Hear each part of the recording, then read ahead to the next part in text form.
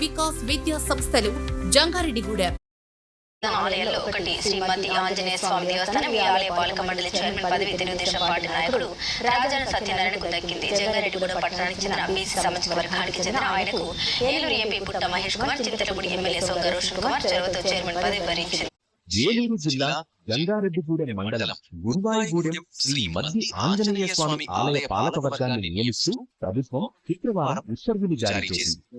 ముందుగా ఊహించిన విధంగా రాజాన సత్యనారాయణ పండు ఆలయ చైర్మన్ కానున్నారు. ఆయనతో పాటు 11 మంది సభ్యులను నియమిస్తూ ఉత్తర్వులు వచ్చాయి. రాజాన సత్యనారాయణ, ఓగిరినేని సూర్యభవాని, చింతపల్లి రత్న సురేష్, భూమిపాల సూర్యచంద్ర వెంకట ప్రభాకరరావు, వల్లీని సునీత, జగన్నాథం వెంకటరాం, తిరుమల చెట్టు నాగవరలక్ష్మి అనిల, మూలబంగుల నారాయణమూర్తి, ఎడదుర్గా హరిసాగర్ చంద్, నడిపల్లి విద్యాసాగర్, ఆరుగోళ్లు సాహులు ఉన్నారు. ఆలయ అర్చకులు వేదాంతం వెంకటాచార్యు ఎక్స్-అఫీషియో మెంబర్ నియమించి ప్రభుత్వం ఉత్తర్వులు జారీ చేసింది.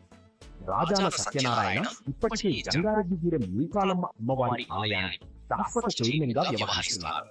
గతంలో గంగానమ్మ ఆలయం, శ్రీ గోకుల తిరుమల పారిజాతగిరి ఆలయ అభివృద్ధి కమిటీలో కూడా కీలకంగా వ్యవహరించారు.